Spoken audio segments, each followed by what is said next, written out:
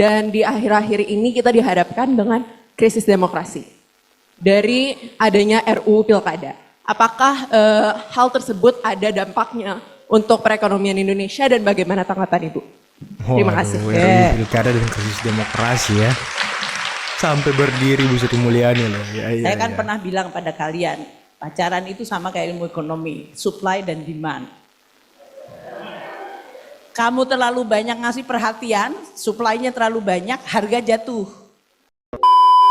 Assalamualaikum warahmatullahi wabarakatuh. Teman-teman, kembali lagi di channel YouTube saya, Khairun Imam. Nah, ini ada video yang sangat menarik untuk kita simak bersama-sama, di mana Ibu Sri Mulyani itu dicecar pertanyaan oleh seorang mahasiswa terkait dengan krisis demokrasi yang terjadi di Indonesia saat ini. Utamanya terkait dengan undang-undang pilkada kemarin ya, yang menjadi polemik, yang menjadi bahan keributan bagi bangsa kita, teman-teman. Dan ternyata Ibu Sri Mulyani itu menjawab dengan sangat baik dan sangat bijak, teman-teman. Oke, sebelum kita masuk ke videonya, jangan lupa like, subscribe, dan share. Dan tanpa perlu berlama-lama lagi, mari kita mulai videonya berikut ini. Perkenalkan, nama saya Muhammad Alwi Tajudin dan saya dari jurusan Ilmu Ekonomi Islam. Wah. Dan saya ingin menanyakan kepada Ibu, apa pandangan Ibu sebagai salah satu pakar ekonomi? What do you think tentang ekonomi syariah? And if you in a position menjadi someone who do ekonomi syariah, what will you do or what will you improve? Terima kasih, Bu. Oke.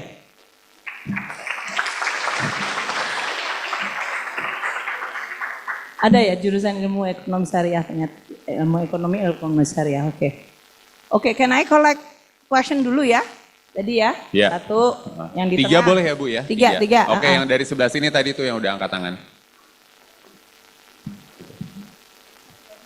Dan di tengah nih satu jadinya. Mana tadi yang di tengah? Oke.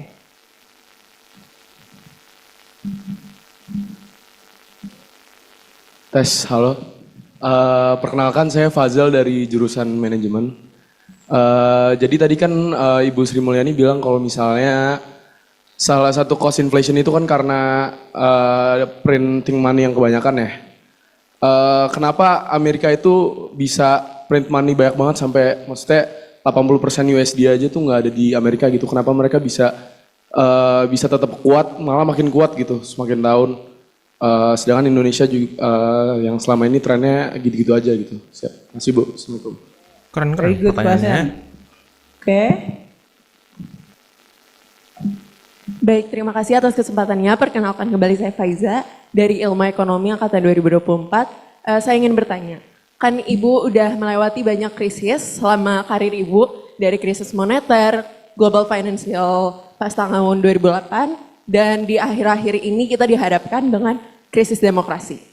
Dari adanya RUU Pilkada. Apakah hal tersebut ada dampaknya untuk perekonomian Indonesia dan bagaimana tanggapan Ibu? Terima kasih. Oke. Wow, sampai berdiri Bu Sri Mulyani Oke ya. Tadi kamu write down. dan krisis demokrasi loh. Yang pertama tadi pertanyaannya mengenai ekonomi syariah. Pertanyaannya to be exact, mungkin lebih pada pandangan saya dan peranan saya atau apa Karban? Oh, memegang ekonomi. Aku udah memegang ekonomi syariah, Mas Muhammad. Karena aku ketua Ikatan Ahli Ekonomi Syariah, IAEI. Luar biasa. Dan sekretaris dari Komite Nasional Ekonomi Keuangan Syariah, KNEKS. Gini ya, aku manggilnya kamu Muhammad atau apa kamu? Alwi ya. Alwi. Ekonomi syariah, tadi yang saya sampaikan ya. Basically prinsip ekonominya adalah sama dalam artian market mechanism, economics-nya adalah how to make decision based on resource yang terbatas, gitu kan?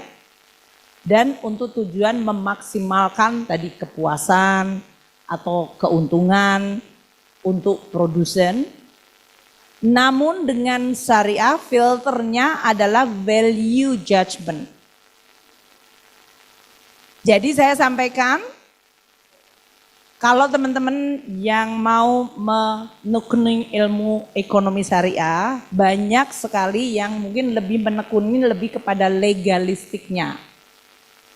How to, umpamanya saya menstruktur surat utang, tapi surat utang yang syar'i.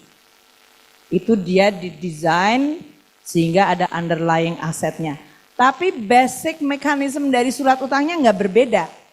Saya menginsyu surat berharga yang ada underlying asetnya sehingga dia dianggap syar'i, dia mengikuti keturunan ke peraturan syariah, dia dijual di market, dia dibeli entah oleh investor dalam negeri atau luar negeri, mereka yang membeli selain dia punya preferensi kepingin punya instrumen yang syar'i, dia juga tetap ingin memaksimumkan investmentnya dia.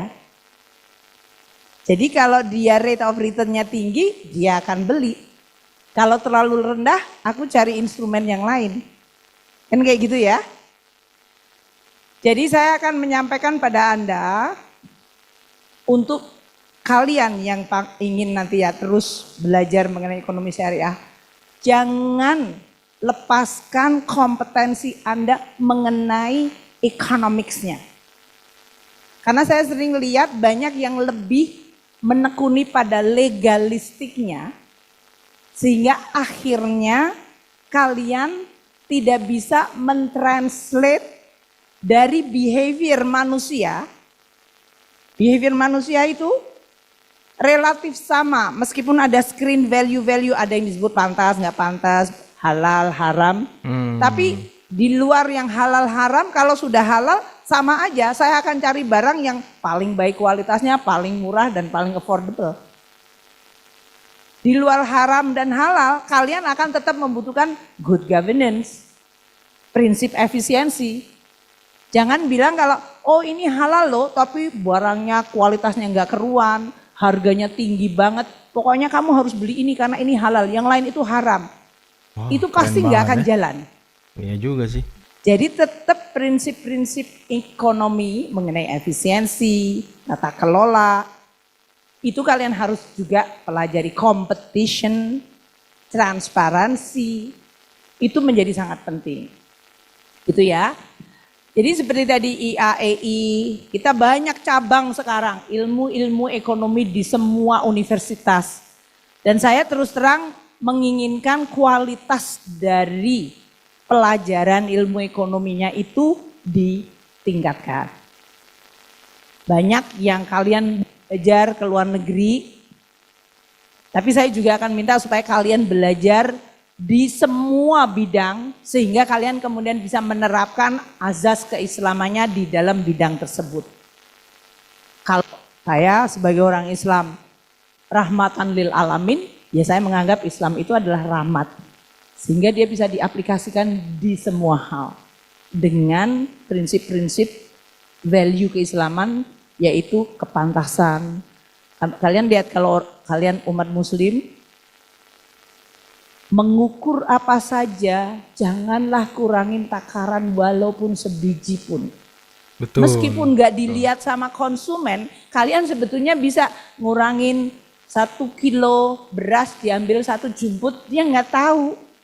You can do that, you have the opportunity to cheat. Tapi Anda nggak akan melakukan. Karena your value keislaman. Kalian bisa mengeksploitasi orang yang lagi hype mengenai syariah. Tadi investasi di kebun kurma, investasi yang akan menghantarkan keuntungan dunia dan akhirat. Wah, orang kan nggak tahu akhirat. Dan kemudian dieksploitir. Itu yang menurut saya perlu untuk dijaga. Jadi saya tetap menjaga bahwa value-value keislaman dan general humanity value, ya, kemanusiaan itu pada dasarnya dikait atau diikat oleh sebuah value-value yang sama, itu kalian tetap jaga.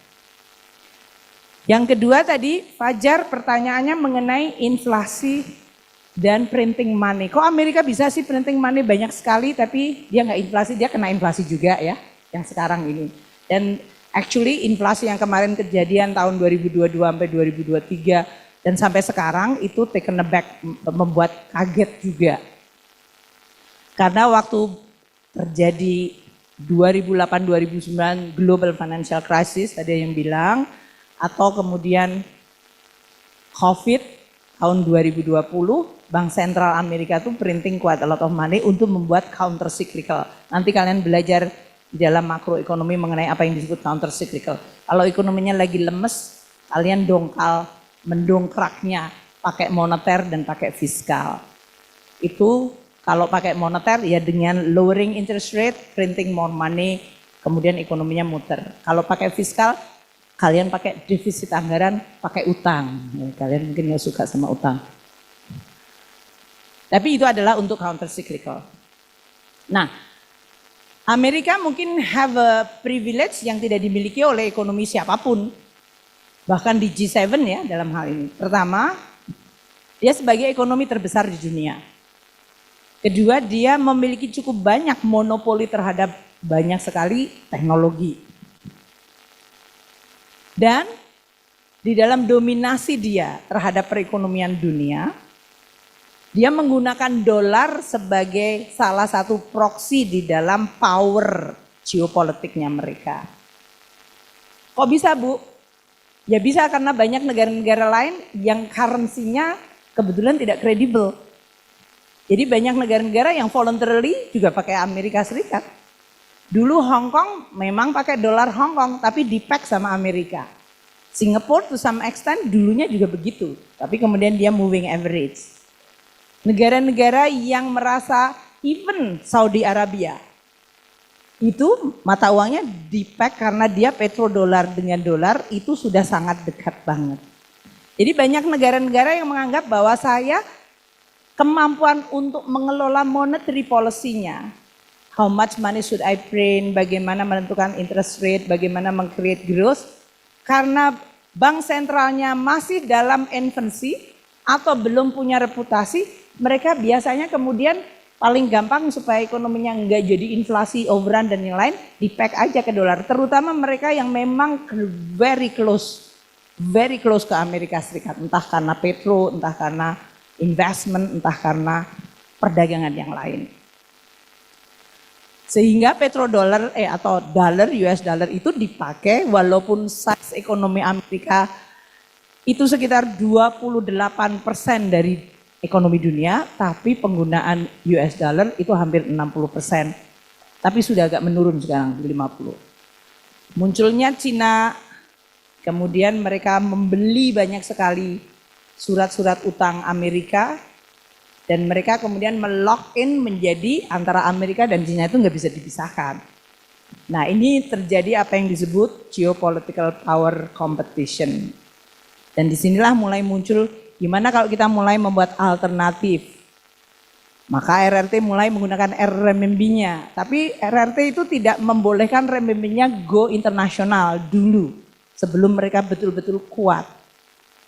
Baru sesudah dia merasa cukup, dia membolehkan terjadinya transaksi renminbi di luar RRT.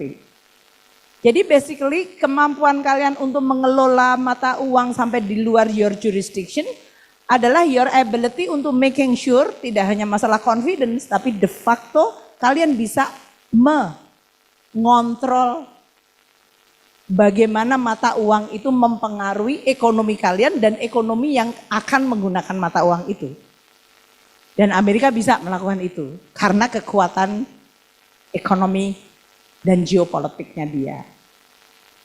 Kalau Amerika ekonominya memburuk, leadership di dunianya juga melemah, makanya sekarang ini dengan election di Amerika Serikat, munculnya berbagai kandidat dengan berbagai kontroversi, itu Amerika sendiri juga merasa bahwa posisi kita di dunia nggak bisa dijamin akan terus kuat loh. Kalau kita bisa memilih pemimpin yang salah, mereka bisa melemah, gitu ya. Jadi ini juga akan menimbulkan loh, kalau dunia hanya tergantung kepada satu negara, this is too much risk. Maka mulai muncul berbagai macam bilateral swap, muncullah berbagai arrangement currency yang mencoba untuk sedikit menetralisir. Dan proses itu akan berjalan terus, gitu Fajar ya. And then the last question adalah mengenai, nggak ada hubungannya dengan ekonomi sih, tapi saya akan mengatakan ya, ekonomi suatu negara berdiri di atas sebuah fondasi, tadi kan saya sebutkan ya, sebuah fondasi hukum dan bagaimana governance dari suatu negara. Negara bisa maju seperti Amerika Serikat bukan karena dia kemudian diem-diem aja dan tiba-tiba dia ditakdirkan menjadi negara besar, enggak juga. Mereka banyak sekali terjadi perang saudara, perang antar mereka. Mereka sendiri punya senjata, setiap orang boleh beli senjata, bisa saling bunuh-bunuhan. Tapi mereka juga menghasilkan sebuah certainty yang kemudian menimbulkan tadi banyak sekali inovasi. Kapitalisme thrive sangat tinggi di sana. Banyak negara lain, coba kalau kalian baca buku How the Country Failed dari Acemoglu ya, to Harvard. Kalian akan lihat benua Amerika itu kan dari Kanada, Amerika Latin gitu kan, satu daratan itu sebetulnya.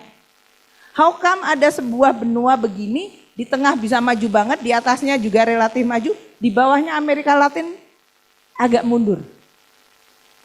The same people, Amerika Latin itu isinya juga bekas penjajah juga, ada Spanyol, Portugis, Jerman ada di sana segala macam. Orang-orang Eropa, the same European people, yang satu mendaratnya di Amerika Serikat, yang satu di Latin Amerika, yang satu di Kanada. How come outcome-nya bisa berbeda? Itu adalah tadi pertanyaan kamu yang ketiga. Negara ini harus diurus dari sisi tata kelola dan tatanan hukumnya. Kalau tatanan hukum dan tata kelolanya sifatnya eksploitatif, maka yang terjadi adalah the winner takes all dan kompetisi akan dimatikan. Maka yang akan terjadi eksploitasi. Sama seperti kejadian kita penjajahan. Kalau Indonesia sudah mengadopsi demokrasi, kita menghormati sistem demokrasi itu. Makanya saya akan sampaikan pada Anda semuanya, saya setiap hari, saya bergaul dengan partai politik, dengan politisi, saya juga dengan kabinet, saya juga dengan investor, saya dengan mahasiswa. At the end of the day, kalian, saya hari ini bisa kalian lihat sebagai dosen, sebagai pejabat, sebagai istri, sebagai ibu, sebagai nenek. Tapi aku nggak punya split personality. Dalam artian kalau saya ke cucu saya, aku menjadi nenek yang baik. Jadi istri yang agak baik. Agak baik. Jadi ya menteri, rada amburadul. Jadi pemimpin untuk, kan ini adalah pemimpin politik juga, karena I have to deal with politics. Kacau balau, ya nanti akan kacau aja. One thing for sure adalah integrity, makanya saya sampaikan pada kalian waktu itu. Kalau kalian punya prinsip-prinsip hidup yang baik, regardless kalau kamu ekonom, hukum, kedokteran, politik, psikologi, whatever. Kalian pasti diajar dengan value-value yang baik. Dan jaga value-value itu. Di dalam perjalanan hidup kalian nanti, pertama tadi Mas Arief bilang, integrity. Nggak usah muluk-muluk nanti, nggak korupsi segala macam. Sekarang kalian adalah jangan nyontek, gitu aja. Kalau janji tepatin. Itu integrity. Kalau kalian harus mengerjakan sesuatu, lakukan dengan sepenuh hati. Itu adalah bagian dari integriti kalian sebagai student. Yang akan membentuk kalian nanti menjadi seorang profesional. Entah apapun yang kalian akan pilih profesi kalian. Once kalian terus membangun karakter yang baik, itu akan terbawa sampai kalian akan besar. Jadi pesan saya kepada kalian, no matter where you are, uphold itu. Karena itu adalah currency, pegang terus prinsip yang baik. Karena itu adalah currency kalian yang tidak bisa dijual belikan. Itu adalah mata uang kalian yang sejatinya. Dan itu akan membuat kalian hidupnya, menurut saya, kalau menggunakan istilah teman kita yang syariah, itu nanti makrifat. Benar nggak? Makrifat. Makrifat itu artinya you are mencapai sesuatu yang not just material, not just money, not just fame, but you achieve yang menjadi kodrat kalian. Manusia yang memimpin dunia, memimpin diri kalian sendiri dan memimpin sekitar kalian. Waduh, teman-teman, luar biasa ya penjelasan dari Ibu Sri Mulyani. Dicecar soal krisis demokrasi yang terjadi saat ini dan juga bagaimana undang-undang pilkada itu mempengaruhi ekonomi Indonesia. Ternyata Ibu Sri Mulyani punya jawaban yang sangat baik ya. Beliau sangat kompeten memang di bidangnya. Nggak salah sih kalau beliau menjadi Menteri Keuangan yang terlama di Indonesia sepertinya ya.